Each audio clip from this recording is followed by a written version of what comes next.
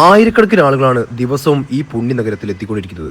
നമ്മൾ പറഞ്ഞു വരുന്നത് ഉത്തർപ്രദേശിലെ വാരണാസി അല്ലെങ്കിൽ കാശിയെ കുറിച്ചാണ്. ഈ താഴെ കിടക്കുന്നത് ഗംഗാ നദിയാണ്. ഇവിടെ വരുന്ന വലിയൊരു ശതമാനം ആൾക്കാരും വരുന്നത് മരിക്കാനാണ്. അതാണ് ഏറ്റവും വലിയ യാഥാർത്ഥ്യം. ആളുകൾ മരിക്കാൻ വേണ്ടി വരുന്ന സ്ഥലം അതാണ് കാശി. കാലത്തേക്കാൾ പഴക്കം ചെന്ന സ്ഥലം എന്നും കൂടി കാശി അറിയപ്പെടുന്നു. നമ്മൾ ഈ കാണുന്ന ഓരോ ചുറ്റുമതിലുകൾക്കും ഓരോരോ കഥകൾ ഇവിടെ പറയാനുണ്ടാവും. നമ്മുടെ യാത്ര കാശി വിശ്വനാഥ ക്ഷേത്രത്തിലേക്കാണ്. ക്രിസ്ത്യാനികൾക്ക് ജെറുസലേമും മുസ്ലിങ്ങൾക്ക് മക്കയും എന്നറിയപ്പെടുന്ന പോലെ ഹിന്ദുക്കളുടെ ആത്മീയ തലസ്ഥാനമാണ് ഈ കാശി. ഭാരതത്തിന്റെ ഏറ്റവും പുണ്യസ്ഥലം. അതായത് 3000 വർഷം വരെ ഇതിന് പഴക്കമുണ്ടെന്നാണ് പറയപ്പെടുന്നത്. നമ്മൾ മുന്നിൽ കണ്ടുകൊണ്ടിരിക്കുന്ന ഈ വഴികളിലെ ഇതിന്റെ ഉള്ളിലൂടെയുള്ള ചെറിയ ഇടവഴികളുണ്ട്. അതിന്റെ ഉള്ളിൽ കൂടെ പോയാലാണ് ശരിക്കും യഥാർത്ഥ കാശികളുടെ ഉടമകളുടെ ജീവിതം എന്താണെന്ന് നമുക്ക് മനസ്സിലാവുക.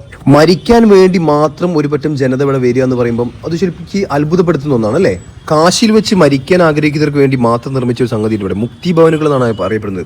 അത് 2016 അതിനെ ആസ്പദമാക്കിയിട്ട് ഒരു ഫിലിം വരെ, ഒരു ഹിന്ദി ഫിലിം വരെ ഇറങ്ങിയിട്ടുണ്ട്. ഈ മുക്തി ഭവന് പുറമെ തന്നെ മുമുക്ഷു ഭവൻ, അതേപോലെ കാശി ലാഭമുക്തി ഭവൻ, മോക്ഷ ഭവൻ എന്നിങ്ങനെയും അറിയപ്പെടുന്നത്. അതായത് 200-ലധികം വീടുകളാണ് ഇതിനു വേണ്ടി മാത്രം ഇവിടെ തയ്യാറായിരിക്കുന്നത്.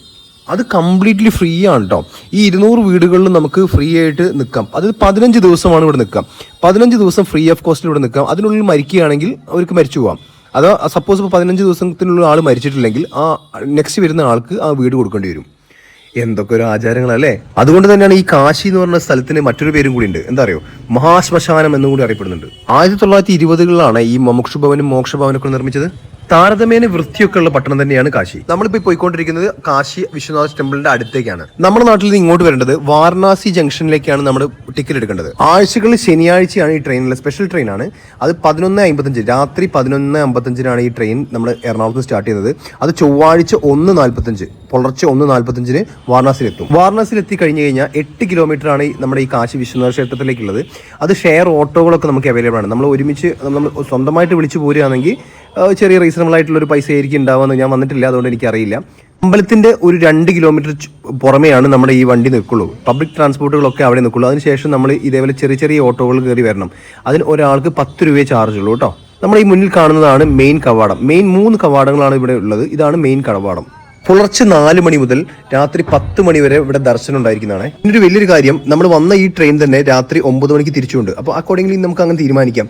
ഒരു ദിവസം കൊണ്ട് പെട്ടെന്ന് നമുക്ക് കാര്യങ്ങളൊക്കെ കഴിച്ച് പോകേണ്ടവർക്കാണെങ്കിൽ പോകാം, അങ്ങനല്ല നമുക്ക് നിൽക്കേണ്ടവർക്ക് അങ്ങനെ നിൽക്കാം. നമ്മൾ പോണ വഴിക്ക് കുറേ വൃദ്ധരായുള്ള എത്രയോ ആളുകളുണ്ട്. കൂടുതലും വൃദ്ധര മാത്രമായിരിക്കും നമുക്ക് ഇവിടെ കാണാൻ പറ്റുക. നമ്മൾ ഓൾറെഡി നമ്മൾ ഇതിനെക്കുറിച്ച് കാശിയെക്കുറിച്ചുള്ള അറിയാൻ ശ്രമിച്ചുകൊണ്ട് എന്താ പറയുക, മരിക്കാൻ വേണ്ടി വരുന്ന ആൾക്കാരല്ലേ. അപ്പോൾ നമ്മുടെ കണ്ണിലൂടെ അവരെ അങ്ങനെയായിരിക്കും നമ്മൾ കണ്ടുകൊണ്ടിരിക്കുന്നുണ്ടാവുക. അതേപോലെ തന്നെ പുറത്തോട്ട് പോവുകയാണെങ്കിൽ പുറത്ത് നമുക്ക് സ്ട്രീറ്റ് ഫുഡുകൾ ഇഷ്ടം പോലെ ഉണ്ട്. വളരെ ചീപ്പ് റേറ്റേ ഉള്ളൂ. ചില്ലറ നമ്മളീ കാണുന്ന ഈ ഓംലെറ്റുകളൊക്കെ നമ്മുടെ നാട്ടിൽ ഡബിൾ ഓംലെറ്റിനൊക്കെ 40 രൂപ മേടിക്കുന്നിടത്ത് ഇവിടെ 25 രൂപയും 30 രൂപയൊക്കെ ഉള്ളൂ. അതേപോലെ കബാബ്, എന്ത് വേണം, നോൺ വെജും വെജും ഒക്കെ എല്ലാം അവൈലബിൾ ആണ്. ഈ ചേട്ടൻ ഉണ്ടാക്കുന്നത് കബാബാണ്, ചിക്കൻ കബാബാണ്. നമ്മുടെ നാട്ടിലൊക്കെ ഈ ഒരു കബാബിന് എത്ര രൂപ കൊടുക്കേണ്ടി വരും? നിങ്ങളുടെ നാട്ടിലൊക്കെ എത്രയാണെന്ന് ജസ്റ്റ് ഒന്ന് കമൻറ്റ് ചെയ്യട്ടോ. എന്തായാലും ഈ ചേട്ടന് 40 രൂപയുള്ളൂ ഈ കബാബിൻ്റെ ഈ സെറ്റപ്പിന്. എന്നുവെച്ചാൽ ഇതിനകത്ത് 4 പീസ് ഉണ്ടാവും. ഈ 4 പീസിനാണ് കുറച്ച് സവാളയൊക്കെ അരിഞ്ഞ് ഈ സംഭവം വലിയ പ്ലേറ്റോ കാര്യങ്ങളോ സെറ്റപ്പ് ഒന്നുമില്ല. ഒരു ഇല പോലത്തെ സാധനത്തിനാണ് തരുന്നത്. എന്നിട്ട് തന്നെ ഇതിന് 40 രൂപ. ഭയങ്കര റീസണബിൾ ആയ സംഗതി അല്ലേ. അതേപോലെ തന്നെ സ്ട്രീറ്റ് ഫുഡ് ഒന്നും പറയാനില്ല. എവിടെ നോക്കിക്കഴിഞ്ഞാൽ നമുക്ക് പല വെറൈറ്റികൾ ഇവിടെ കിട്ടാം. പിന്നെ ഇവിടുത്തെ എടുത്തു പറയേണ്ട മറ്റൊരു കാര്യം റൂമുകളെ കുറിച്ചാണ്. റൂമുകളൊക്കെ ഒരു ചെറിയ പൈസയുള്ളൂ. 500 രൂപ മുതൽ ഇവിടെ ചാർജ് ഡബിൾ റൂം സ്റ്റാർട്ട് ചെയ്യുന്നുണ്ട്. മാക്സിമം നല്ലൊരു റൂമിന് ഒരു 1000 രൂപ 1200 രൂപ കൊടുത്ത് നല്ല റൂമുകൾ കിട്ടും. അങ്ങനെ ഫൈനലി നമ്മൾ കാശി എത്തി. അങ്ങനെ ഇന്ന് രാത്രി നാളെ നമുക്ക് കാശിയുടെ മുക്കും മൂലകൾ വരെ എക്സ്പ്ലോർ ചെയ്യണം. Okay, by.